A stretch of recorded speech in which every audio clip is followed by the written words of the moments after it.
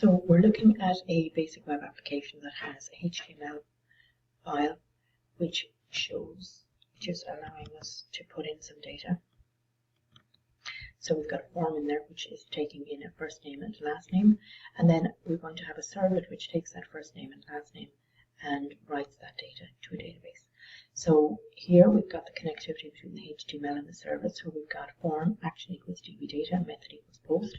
So what that means is you must have a servlet within your project, within your web application, called dbData.java, and within there we're going to set up our connection to our database, and we're going to write to our database. So if we look at it here, within our servlet, we have a number of import statements to allow us to connect to the database.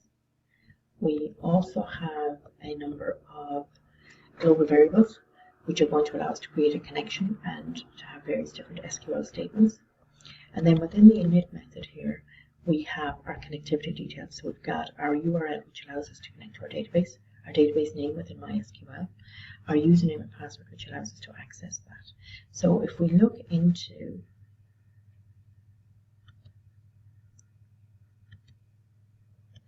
the MySQL here at the moment, we don't have, so this is Pamela's DB, and if we look here, we don't have any table called users at the moment.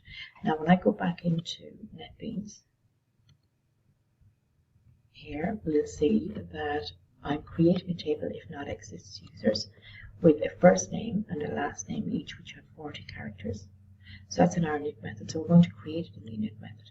Now the significance of the post as the method, so here we've got do post, and then within here we're taking in our parameters, our first name and our last name from our form, and then we're going to insert those values into the users table using this prepared statement.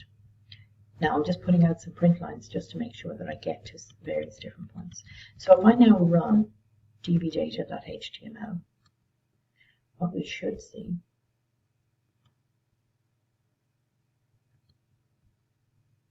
so here we see our form with our first name and last name.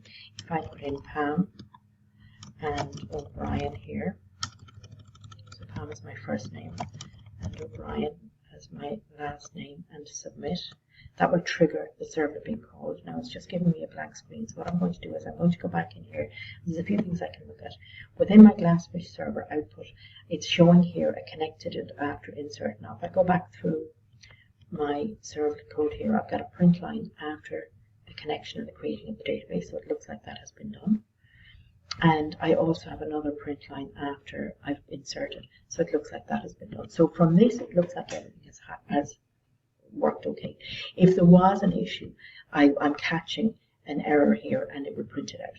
So it doesn't look like we've got an issue. So I'm just going to go back into MySQL and just see, is it actually in there now? So I'm going to refresh my tables. Now remember, we didn't have the users table in there before. Now I do have it. If I right click on that, I can select my rows, and there's the Pam O'Brien that I put in. So it looks like this has worked correctly. So there's quite a bit going on there. You've got your HTML calls the servlet, then the servlet connects to the database.